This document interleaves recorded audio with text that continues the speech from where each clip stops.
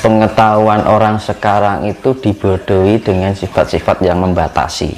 Yang membatasi yaitu tadi diiming-imingi surga, ditakut-takutin neraka. Gitu. Mau melakukan ini dianggap salah, dosa. Iya kan, dosa, dianggap peru, masuk neraka, gitu. Terus sekarang gini, seibaratnya ya, seorang profesor lah misalkan, itu orang berarti orang yang punya tingkat kecerdasan yang luar biasa ya. Ketika dia menghadapi yang namanya yaitu ancaman surga, apa, iming-iming surga, ancaman neraka, itu ketika menghadapi itu kecerdasannya langsung terhenti.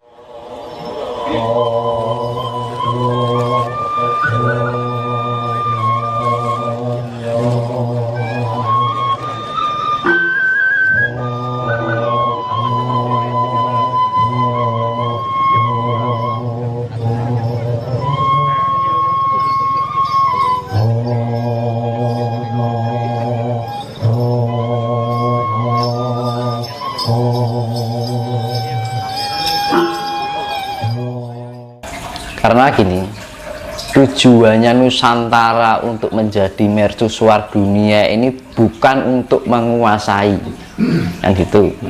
Saya ulangi lagi, terwujudnya mercusuar dunia yang dipusatkan di Nusantara ini bukan untuk menguasai, tapi diberikan wewenang untuk menjadi pemimpin. Jadi memimpin. Karena apa?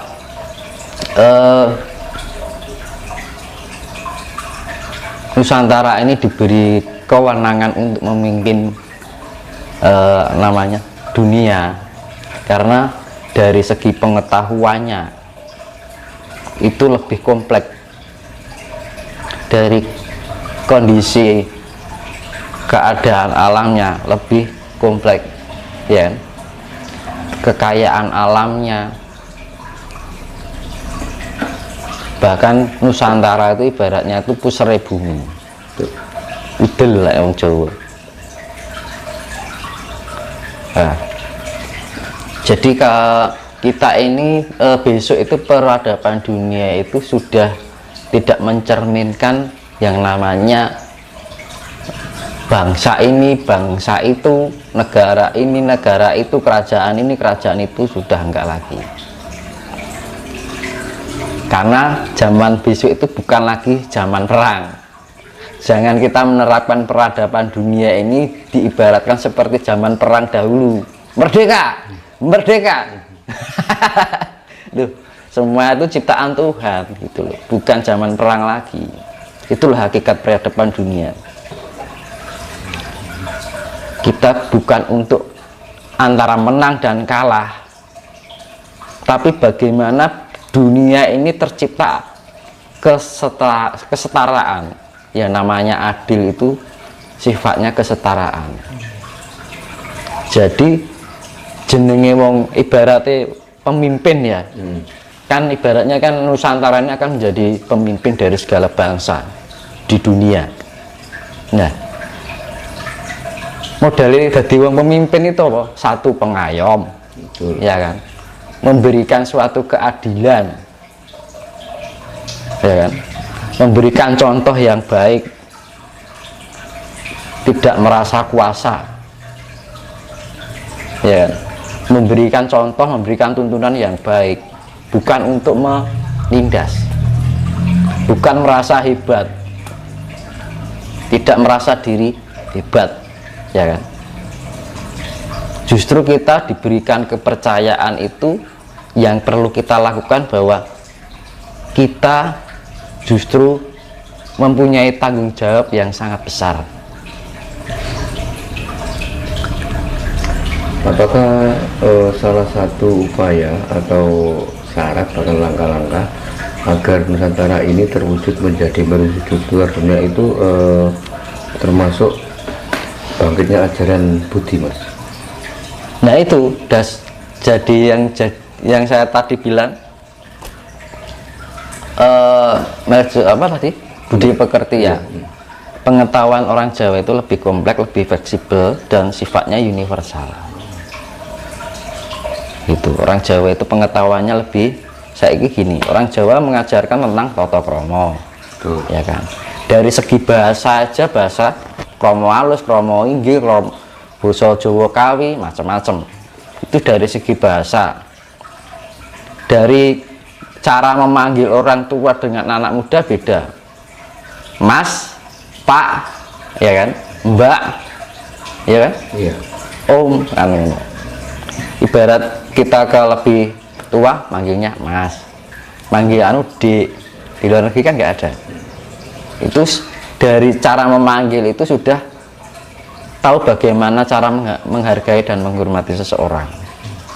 Ya, istilahnya cara basa niki tepo saliro. Kita lebih bisa memahami orang lain dan menghargai orang lain dan menghormati orang lain. Walaupun itu anak kecil dipanggil Dik. Nah, wong Jawa kan ngono. Nek wong luar negeri kan celuk jenenge, ya toh. Itu dari segi bahasa. Iya, betul Mas. Terus secara Jawa itu sebenarnya leluhurnya masih ada lagi. Maksudnya Mas, masih ada lagi gimana? Jadi Jawa ini leluhurnya itu ada yang lebih hebat lagi daripada Jawa itu sendiri. Leluhur Jawa masih ada yang lebih hebat lagi Dari orang Jawa yang sekarang. iya iya, iya. Kuwi Jawa saya enak sing ngungkuli, Mas. Nah, itu. Dan ini sisa-sisa Jawa itu. Sisa-sisa dari Lemuria. Nah, Nusantara ini sisa-sisa dari Lemuria yang apa? Peninggalan Lemuria yang tersisa. Gitu. Terus gini Mas Dinus, Mas Dinus kan selaku spiritualis muda, apa yang bisa Mas Dinus sampaikan kepada kita ini kan kaum milenial agar bisa intinya mendukung, support supaya apa yang dicita-citakan bangsa ini tercapai. Misalkan satu contoh, Indonesia menjadi mercusuar dunia, terus bagaimana ajaran Mempersiapkan. Jawa ini bangkit itu bagaimana Mas Dinus, apa pesan Mas Dinus buat kaum milenial lagi sekarang ini? Jadi kita belajar dari leluhur kita juga ya. Leluhur itu juga penting. Dari adat istiadatnya, budaya, dan digabungkan dengan pengetahuan-pengetahuan yang sekarang, yang sifatnya ilmiah. Syukur-syukur bisa mempelajari tentang sains. Itu. Jadi dasar utama kita latih meditasi dulu, ya kan. Itu dasar awal ya. Sering-sering melek bengi, mandi malam, meditasi, itu nanti terarah dengan sendirinya dulu. Nah, makanya itu apa tuh fungsinya meditasi? Agar kita terbangunkan potensial energi di dalam diri kita meningkat, akhirnya kita bisa juga meningkatkan tingkat kesadaran diri kita sendiri. Nah, kalau kita sudah ada peningkatan tingkat kesadaran diri, kita tidak mudah terbelenggu oleh ilusi. Karena ilusi itu kita bisa mengetahui ilusi ketika kita mempunyai tingkat kesadaran cipta. Kesadaran juga kecerdasan. Yang saya bilang dulu adalah IQ. Ya kan?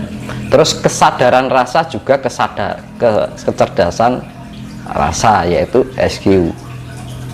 Nah, akhirnya kesadaran EQ emosional dan kecerdasan emosional. Jadi antara kesadaran dan kecerdasan, kalau orang sudah bisa memakai tentang kesadaran dan kecerdasan EQ, SQ, dan IQ, orang tidak akan mudah dibodohi. Ya, sifatnya dibodohi ini. Kamu diberi misalkan diberi pengetahuan ini. Nanti kamu akan naik surga. Nanti kalau kamu melakukan ini, kamu akan masuk neraka. Nah, itu loh. Oh, Gusti Allah ya ratau kayak ancaman kayak gitu kan. Kenapa manusia harus memberikan penghakiman gitu loh. Manusia tidak berhak untuk menghakimi sesamanya. menjat itu namanya, ya kan. Dan orang Jawa pun tidak pernah menjat kayak gitu. Ajaran Jawa, ajaran Nusantara nggak pernah. Kamu nanti kalau melakukan ini, nek wong Jawa ngarani ora ilok. Nah itu kan. Perkara itu dosa, itu surga neraka itu bukan urusan manusia.